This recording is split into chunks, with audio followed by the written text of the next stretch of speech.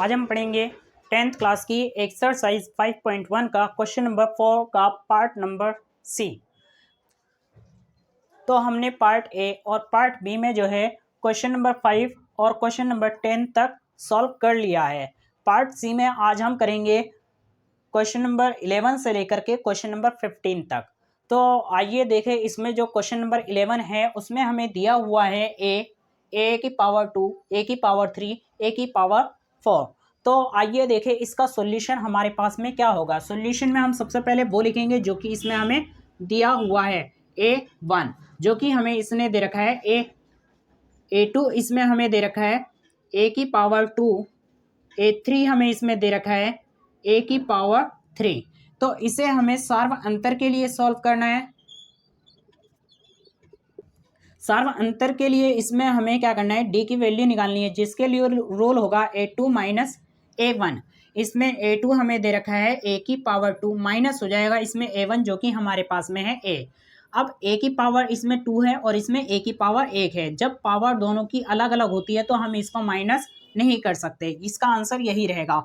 Case 2 में यहाँ पर अगर हम डी निकाले तो इसके लिए रूल हो जाएगा A3 माइनस A2।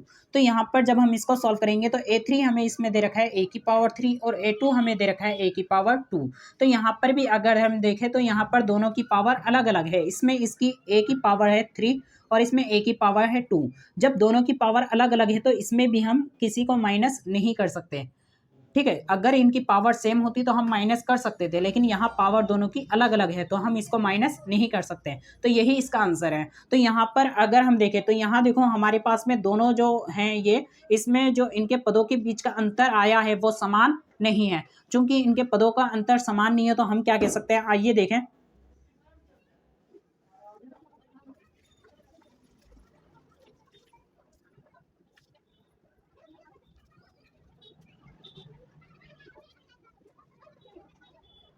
इसमें हम कह सकते हैं चूंकि क्रमागत पदों के बीच अंतर समान नहीं है, अतः ये स्थिति एपी नहीं है। यही हमारा इसका आंसर है। ये देखें, नेक्स्ट पार्ट हमारे पास में है 12, जिसमें हमें दिया हुआ है √2, √8, √18 और √32। तो आइए देखें कि इसका सॉल्यूशन हमारे पास में क्या होगा। सॉल्यूशन में हम सबसे पहले वो लिखेंगे जो इसमें हमें दिया हुआ है A1, जो कि हमें दे रखा है कितना √2, A2 हमें इसमें दे रखा है कितना √8। √8 को हम क्या लिख सकते हैं, √2 इंटू 2 इंटू 2। तो इसमें देखो हमारे पास जो है दो का जोड़ा बन रहा है, तो हम क्या करेंगे, अंडरूट हटाने के लिए इस जोड़े में से एक को बाहर ले लेंगे और जो बिना जोड़े के रह गया वो हमारे पास में ऐसे का ऐसे ही आ जाएगा। तो इसमें हमारे पास √8 की वैल्यू आ गई 2√2। इसी प्रकार इसमें हमें दिया हुआ है A3, जो कि हमारे पास में इसने दे रखा है कितना √18 को हम क्या लिख सकते हैं, अंडरूट में 3 इंटू 2। तो इसमें देखो यहाँ ये 3 का जोड़ा बन रहा है, तो हम क्या करेंगे, अंडरूट हटाने के लिए इस जोड़े में से 3 को बाहर ले लेंगे और ये जो 2 रह गया ये बिना जोड़े के ये ऐसे का ऐसे ही आ जाएगा अंडरूट में। तो √18 की वैल्यू आ गई 3√2। तो इसमें अब हमें इसको सॉल्व करना है सार्व अंतर के लिए। सार्व अंतर के लिए इसमें हमें डी निकालना है, जिसके लिए हमारे पास रूल होता है A2 माइनस A1। A2 इसमें हमें दे रखा है कितना 2√2, माइनस करेंगे इसमें A1 जो कि हमारे पास में इसमें दे रखा है √2। और यहाँ पर हमारे पास ये √2 है 2 और यहाँ पर ये √2 है 1। तो 2 √2 में से एक √2 चला जाएगा तो हमारे पास में आ जाएगा कितना, केवल एक √2। इसी प्रकार हम नेक्स्ट केस में क्या करेंगे, A3 में से माइनस कर देंगे A2 को। तो A3 यहाँ पर हमें दे रखा है कितना 3√2, इसमें माइनस कर देंगे कितना A2 जो कि हमारे पास में इसमें दिया हुआ है 2√2। तो यहाँ 3 में से 2 माइनस हो जाएंगे तो कितने √2 बचेंगे, ओनली 1√2। तो यहाँ पर अगर हम देखें तो इनके जो क्रमागत पद हैं इनके बीच का अंतर समान है। तो इसमें हम क्या कह सकते हैं,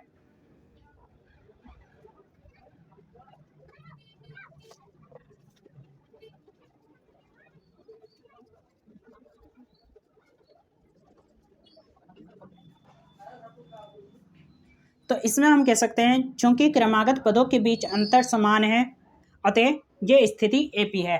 तो क्वेश्चन में हमसे बोला गया है यदि कोई स्थिति एपी है तो सार्व अंतर ज्ञात कीजिए और इनके 3 और पद ज्ञात कीजिए।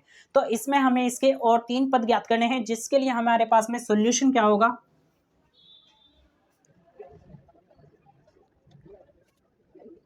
तो इसमें आगे अब हमें इसे अगले 3 पद के लिए सॉल्व करना है, जिसमें हमारे पास में 4 पद पहले से ही दे रखे हैं। इसमें हमें इसका अगला पद यानी कि A5 ज्ञात करना है, जिसके लिए रूल होगा इसके पिछले वाले पद यानी A4 में हम D प्लस कर देंगे।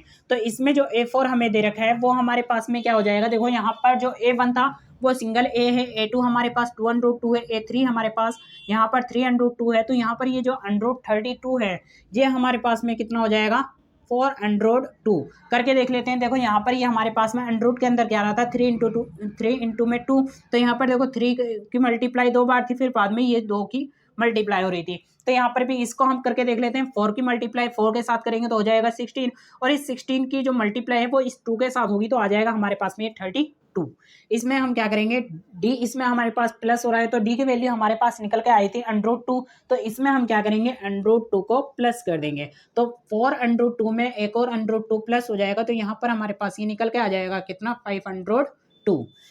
इसी प्रकार इसका अगला पद यानी कि A6 हमें निकालना है, तो जिसके लिए हमारे पास हो जाएगा A5 प्लस में D। तो यहाँ पर देखो A5 हमारे पास निकल के आया था 5√2, इसमें D प्लस हो जाएगा जो कि है √2, तो 5 में एक और √2 प्लस हो जाएगा तो हो जाएंगे 6√2। इसी प्रकार इसका अगला पद यानी कि A7 plus 6 plus D, A6 हमारे पास निकल के आया था 6√2, इसमें प्लस हो जाएगा क्या, D यानी कि हमारे पास में है कितना,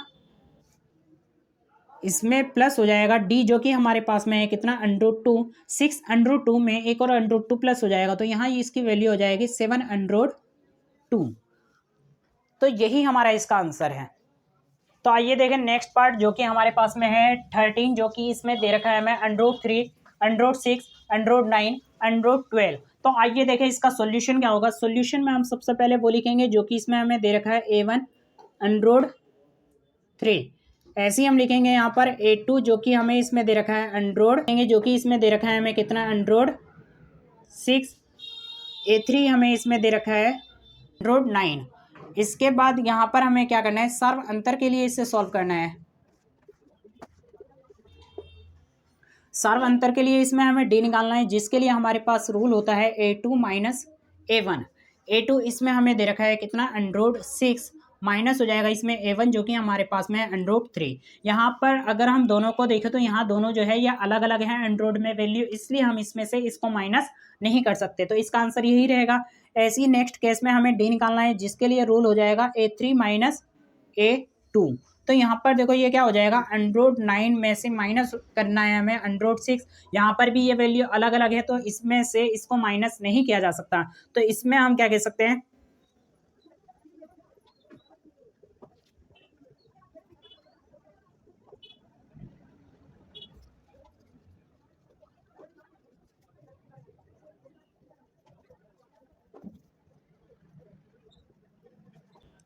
क्योंकि क्रमागत पदों के बीच अंतर समान नहीं है अतः ये स्थिति एपी नहीं है। तो यही हमारा इसका आंसर है। देखिए इसका नेक्स्ट पार्ट जो कि हमारे पास में है हमारे पास में इसमें है 14, जिसमें दिया हुआ है 1² 3² 5² 7²। तो इसमें इसका सॉल्यूशन क्या होगा। सॉल्यूशन में हम सबसे पहले वो लिखेंगे जो कि इसमें हमें दिया हुआ है A1 जो कि है 1 का स्क्वायर, जो हो जाएगा क्या 1। ऐसे ही हम इसमें A2 देखेंगे तो A2 हमारे पास में इसमें दिया हुआ है 3 का स्क्वायर जो कि हो जाएगा क्या 9। 3 का स्क्वायर का मतलब है 3 की मल्टीप्लाई 3 के साथ में 2 टाइम्स जो कि हो जाएगा 9। ऐसे ही हम A3 देखेंगे, A3 हमारे पास में इसमें क्या हो जाएगा जो कि इसने दे रखा है 5 का स्क्वायर। 5 के ऐसे मल्टीप्लाई 5 से करेंगे तो यहाँ पर इसका आंसर आ जाएगा हमारे पास में 25। इसमें अब हमें इसे क्या करना है, सर्व अंतर के लिए सॉल्व करना है।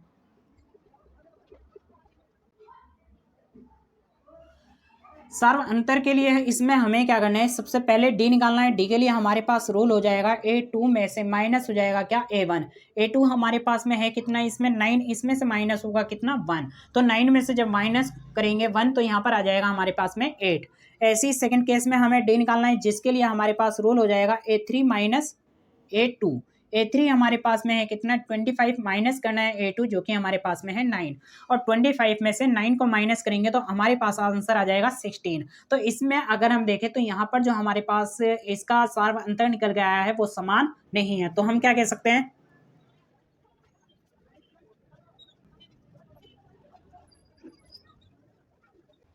क्योंकि क्रमागत पदों के बीच अंतर समान नहीं है अतः ये स्थिति एपी नहीं है।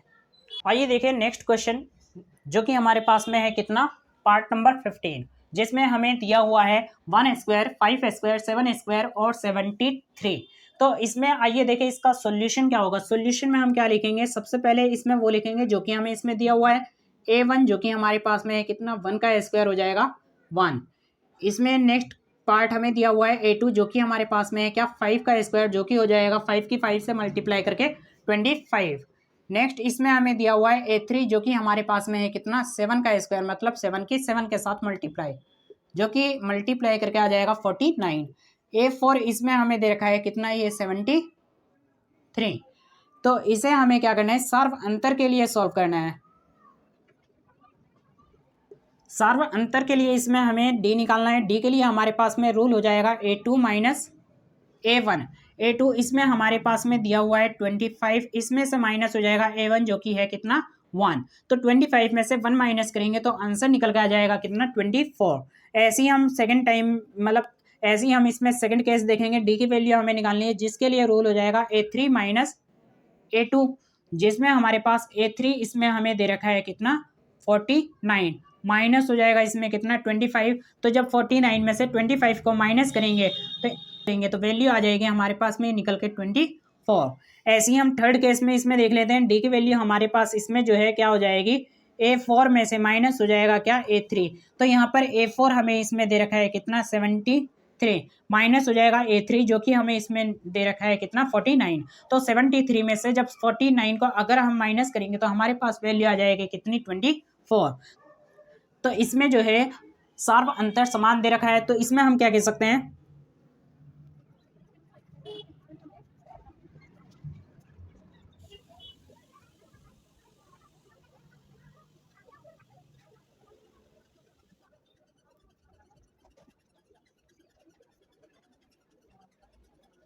क्रमागत पदों के बीच अंतर समान है अतः ये स्थिति एपी है। तो क्वेश्चन में आगे बोला गया है यदि कोई स्थिति एपी है तो इनका सार्वंतर ज्ञात कीजिए और इनके 3 और पद ज्ञात कीजिए। तो इसमें हमें इसे 3 पद के लिए और सॉल्व करना है। तो आइए देखें इसमें आगे क्या करेंगे।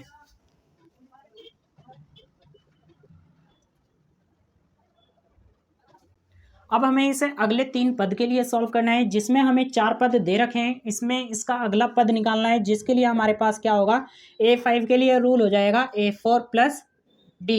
इसमें A4 हमें दे रखा है कितना 73, इसमें D प्लस हो जाएगा जिसमें हमारे पास D की वैल्यू निकल के आई है 24।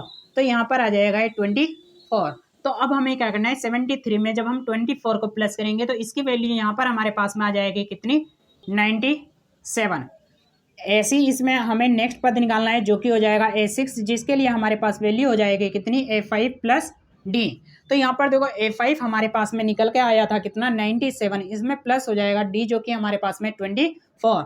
तो 97 में जब हम 24 को प्लस करेंगे तो यहाँ पर ये हमारे पास में आ जाएगा कितना निकल के 121। ऐसे ही हम इसमें अगला पद निकालेंगे जो कि हो जाएगा A7 जो कि हमारे पास क्या हो जाएगा A6 प्लस D। A6 की वैल्यू हमारे पास निकल के आई है कितनी 121, इसमें D की वैल्यू प्लस हो जाएगी जो कि हमारे पास में कितना 24। तो 121 में जब हम 24 प्लस करेंगे तो यहाँ ये निकल के आ जाएगा कितना 145। यही हमारा इसका आंसर है। तो आज जो है हमारी एक्सरसाइज 5.1 कंप्लीट हो गई है। तो आज की वीडियो हम यहीं पर समाप्त करते हैं। मिलेंगे नेक्स्ट वीडियो में नेक्स्ट एक्सरसाइज के साथ में। वीडियो देखने के लिए धन्यवाद।